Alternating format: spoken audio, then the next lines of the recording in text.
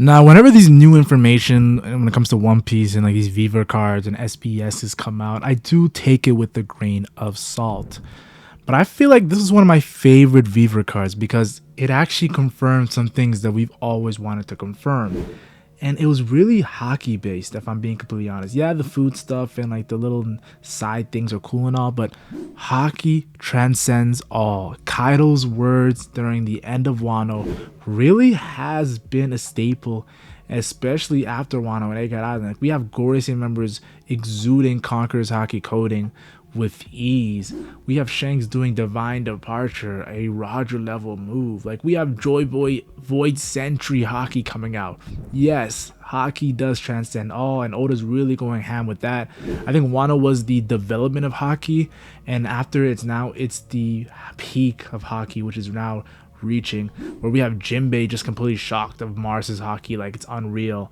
I'm telling you guys right now, we are about to get some insane stuff. And I kind of had a feeling when Shanks really punked Green Bull and Admiral by not even being on the island, just using his Conqueror's Haki, that Oda really wanted to hone in on this power. But yeah, we got some new information in these Viva cards, and I'm going to discuss it with you guys today. And I was really a fan of it. I love these type of information. Now, the first thing I want to talk about is the Seraphims. Yes, it was confirmed that the Seraphims have Armin Haki and Observation Haki. Now, the specific Seraphims we're talking about are, of course, Dracula Mihawk, Jinbei, Boa Hancock, and Kuma. Now, I must admit, these four Seraphims, what the characters they're based on, Kuma, Jinbei, Boa, and Mihawk, do have Armored Haki. Like, we have seen them. We've seen Kuma recently in Egghead Island use Armored Haki. We've seen Boa Hancock have all three types of Haki. We've seen Mihawk have a Black Blade, for goodness sake, when it comes to his Haki. And of course, we've seen Jinbei use his Haki against Who's Who and really showcase that he is legit as a fighter, and making him in the Monster 4, honestly, because of his Haki usage. These warlords all are Haki users, and their Seraphims have been confirmed to have Observation Haki and Armored Haki. Now, I do must admit, they haven't confirmed Moria, Crocodile, and Doflamingo Seraphims just yet, for them having Armored Haki and Observation Haki.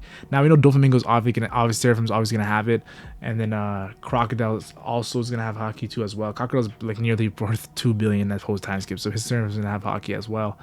And then Moria, it's like, I feel like Oda can go either way. Oda could give him Haki, Oda cannot give him Haki, but we haven't really seen him use any Haki post time skip. But I'll be honest with you, Moria does have a lot of lore with the whole Kaido war that was highlighted during Wano. But all in all I'm telling you guys is this: the Seraphims having Haki is a big deal, because Haki is a part of living creatures. It's always been a living thing. So Seraphims being created by Vegapunk SSG, to them having Haki, makes me think the only way they are able to have Haki is by Vegapunk understanding Haki. And Vegapunk kind of explained Delph Fruit to Naked Island. I think we need a Haki explanation from the scientist himself, and on the same level how he explained Delph Fruits. But of course, Vegapunk passed away, so we're probably never going to get that. But honestly, Seraphims having Haki is a big deal. It's not something small.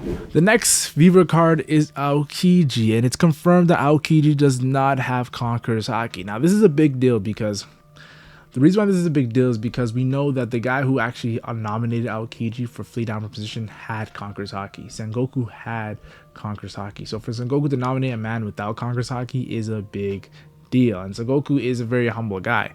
So I thought that was very interesting that Aokiji did not have Conqueror's Haki. Secondly, in the Garp fight, he had a Haki clash with Garp.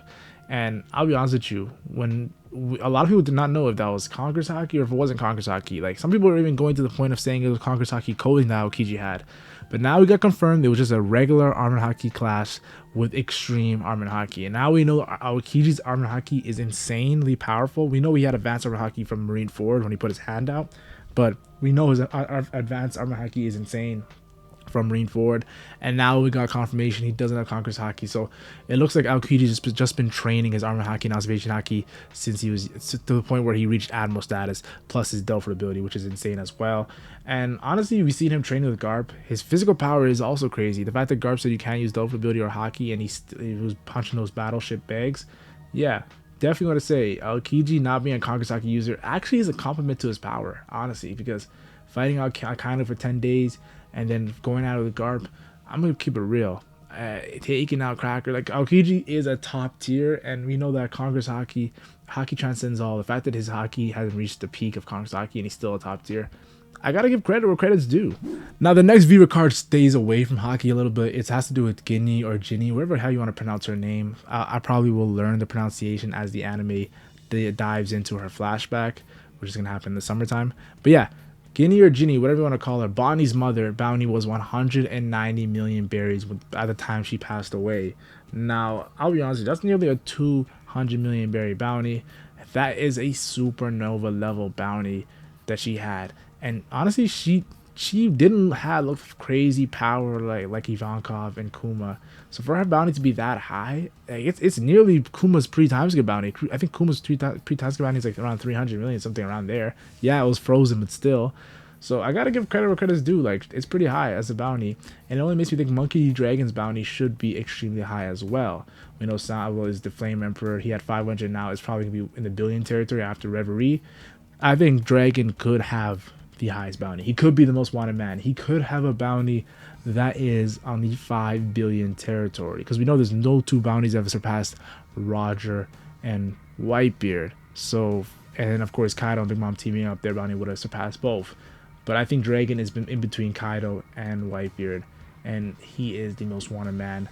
Or I could be wrong, but that's just my assumption right now. He's going strictly against the world government, and Guinea's bounty definitely helped that case.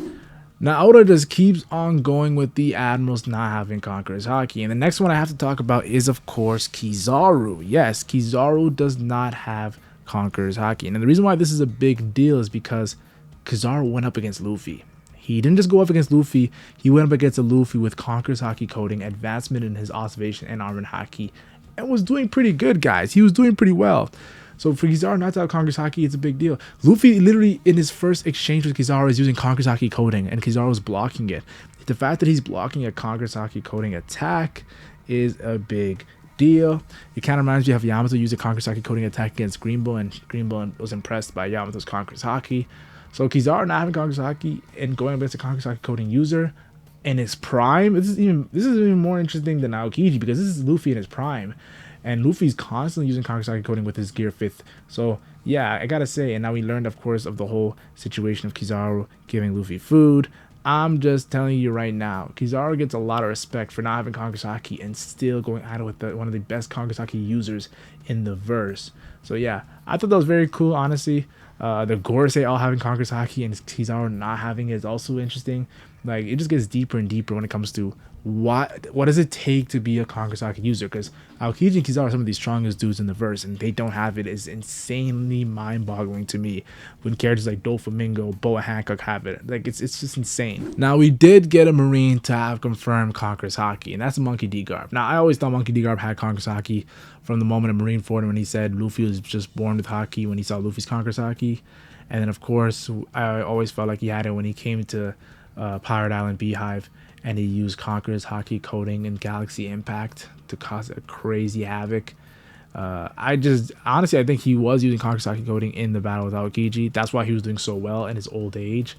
But honestly, I don't think it was how he was in his prime. Like, in his prime, and you see him coming to God Valley, he has Conqueror's Haki coding wrapped around his hand, like his fist, when he's coming there. So I think in his prime, Garp is just another whole level. That's why he was able to do the things to do to John Chinjao. That's why he was able to do the things he did against Shiki. And that's why he was able to go against Roger and Rocks. Like, Roger was literally doing insane Conqueror's Haki coding against Kozuki Oden and then Whitebeard in that clash. You think Garp, who's chasing him around everywhere, does not have that level of Conqueror's Haki coding. So yeah, it made sense that he had it confirmed. But I do must say this, his justice being my justice makes a lot of sense. The fact that he didn't take an admiral position because he didn't want to go strictly under the Celestial Dragons. And then the fact that, like, we see absolute justice, unclear justice, and lazy justice, and then we see Garp with my justice. It makes sense, yo. The way he moves, like, even going to Pirate Island Beehive was his justice. He ignored all of this, like, the rules. He just went. So definitely gotta say, Garp is legit when it comes to that being his justice. And I thought that was very cool.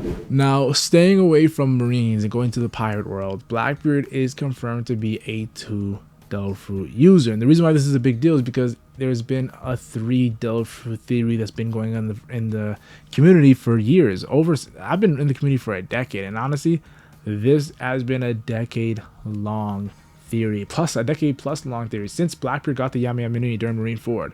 So for Oda to say he has 2 Duffers in that Viver card, maybe he doesn't want to spoil the theory, but honestly right now that is insane. And then of course Blackbeard also is confirmed to not be a Conqueror Saki user. Now this, I think this is crazy. A Willa D member who's trying to be king of the world and not having Conqueror Saki, he literally told Luffy that his Haki got stronger at Impel Down. I think Blackbeard will use Conqueror Haki. It's kind of confusing with him because he has the Gurgur no Mi, which causes quakes. So some people look at it that compared to, of course, Conqueror Haki coding. But I think in the Law Battle, it was kind of teased, hinted at, but it wasn't confirmed. I think Blackbeard will get it confirmed when he actually goes up against Luffy and Shanks. You're not fighting the strongest Haki user in Shanks living right now, the Haki man, where Shanks' Conqueror Haki is being compared to Joy Boy, and you're not gonna go up there with no Conqueror Haki and do something. Like, I don't care if you have 5,000 Delver abilities, yo. I'm telling you guys right now, Kaido's words stand still. Haki transcends all. And for him to be one of the few Yonkos to not have Conqueror Haki, because we already know that Big Mom had it. We already know that Kaido had it. We already know that Whitebeard had it. We already know that Luffy had it. We already know that Shanks had it. It'd be Blackbeard and Buggy. Like, honestly, Blackbeard would be on the same status of Buggy as a clown if he didn't have Conqueror Haki. But that's just my opinion.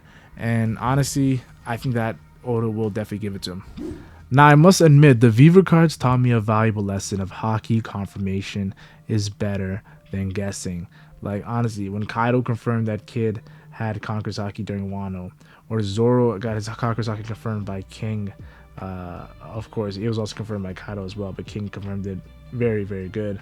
And then, of course, we see great moments of Conqueror Haki and Conqueror Haki coding, like Green Bull and Yamato. I like those moments in the series, honestly, when Conqueror Haki is outright confirmed, because the Viver cards definitely are very vague. I take them with a grain of salt, so that's what I'm looking for as the final saga continues. I want to see more Conqueror Haki confirmation. We might see with Loki, he was the Cursed Prince. Like, we might see it with that hidden silhouette character.